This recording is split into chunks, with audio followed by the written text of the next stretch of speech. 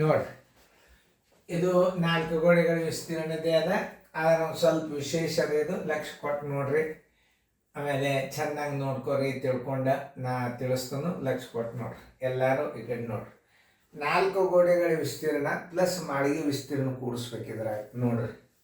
15 metre ಉದ್ದ, 8 metre ಅಗಲ ಮತ್ತು 5 ಮೀಟರ್ ಎತ್ತರವುಳ್ಳ ಒಂದು ಹಾಲ್ ಇದೆ. ಆ ಹಾಲಿನ 4 ಗೋಡೆಗಳು ಮತ್ತು ಅದರ ಮಾಳಿಗೆಯನ್ನು ಸುಣ್ಣವನ್ನು ಹಚ್ಚಬೇಕಾಗಿದೆ. ಸುಣ್ಣವನ್ನು ಹಚ್ಚಬೇಕಾದ ವಿಸ್ತೀರ್ಣವನ್ನು ಕಂಡುಹಿಡಿಯಿರಿ. ಈಗ ಒಂದು ಉದಾಹರಣೆ, 4 ಗೋಡೆಗಳದ್ದು ವಿಸ್ತೀರ್ಣ ಆದ ಕೂಡಲೇ ಮ್ಯಾಲೆ ಏನಿರ್ತದದು, ಮ್ಯಾಲಿನ ಮಾಳಿಗೆ ಏನದಲ್ಲ, ಇದು ಮ್ಯಾಲೆ ಇದಕ್ಕೇನು ಮ್ಯಾಲಿಂದ ಹಿಂಗೆ ಮ್ಯಾಲೆ ಹಚ್ಚೋದು ಇರ್ತದಲ್ಲ, ಅದಕ್ಕೆ ಉದ್ದ ಉಂಡೆ ಆಗಲ್ಲ ಕೂಡಿಸ್ಕೋಬೇಕು ನೀವು. ಅಂದರೆ ಏನಾಗ್ತದ, ಈ ಸುಣ್ಣ ಬಳಿಬೇಕಾದ ಒಟ್ಟು ವಿಸ್ತೀರ್ಣ ಬರ್ತದೆ. ತಿಳಿತಲ್ಲ? ಈಗ ನೋಡ್ರಿ, 2 ದೊಡ್ಡ ಕೌಂಸ್ ಉದ್ದ ಪ್ಲಸ್ ಅಗಲ ಗುಂಡ್ಲೆ ಎತ್ತರ ಪ್ಲಸ್ ಮಾಳಿಗೆ ವಿಸ್ತೀರ್ಣ ಅಂದ್ರೆ ಏನು, ಉದ್ದ ಗುಂಡ್ಲೆ ಅಗಲ.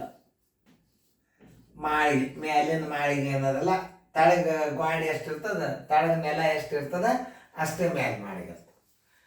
2 ದೊಡ್ಡ ಕೌಂಸ್ ಉದ್ದ 15 ಮೀಟರ್ ಉದ್ದದ, ಅಗಲ 8 ಮೀಟರ್ ಅದ, ಎತ್ತರ ಎಷ್ಟದ 5 ಮೀಟರ್ ಅದ, ಪ್ಲಸ್ ಉದ್ದ ಗುಂಡ್ಲೆ ಅಗಲ.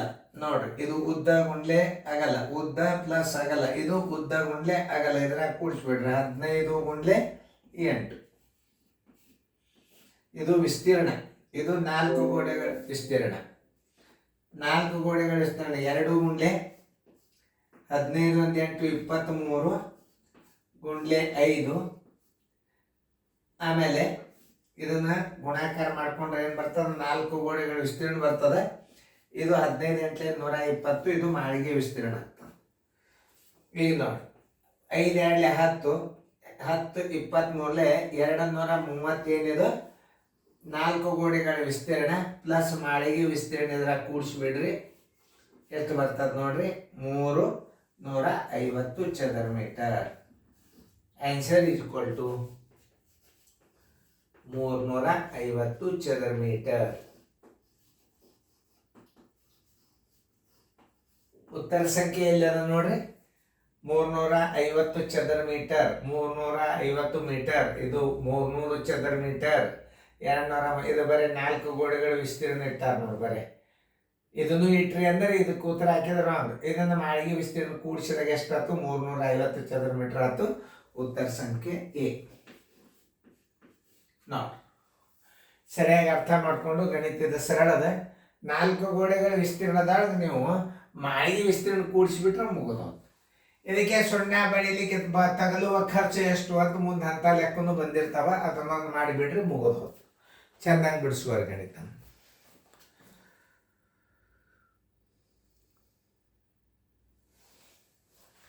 ತಿಳಿದಲ್ಲ ನಿಮಗೆ? ಈಗೇನು 2 ದೊಡ್ಡ ಕೌಂಸ್ ಉದ್ದ ಪ್ಲಸ್ ಅಗಲ, ಇದು ಏನಿದೆ 4 ಗೋಡೆಗಳ ವಿಸ್ತೀರ್ಣ. ಅದು ಈ ಸೂತ್ರ ಏನಂದ್ರೆ 4 ಗೋಡೆಗಳ ವಿಸ್ತೀರ್ಣ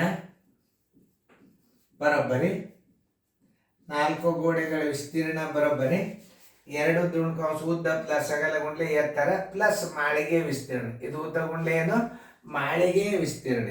ಇದನ್ನ ತಿಳ್ಕೊಬೇಕು ನೀವು.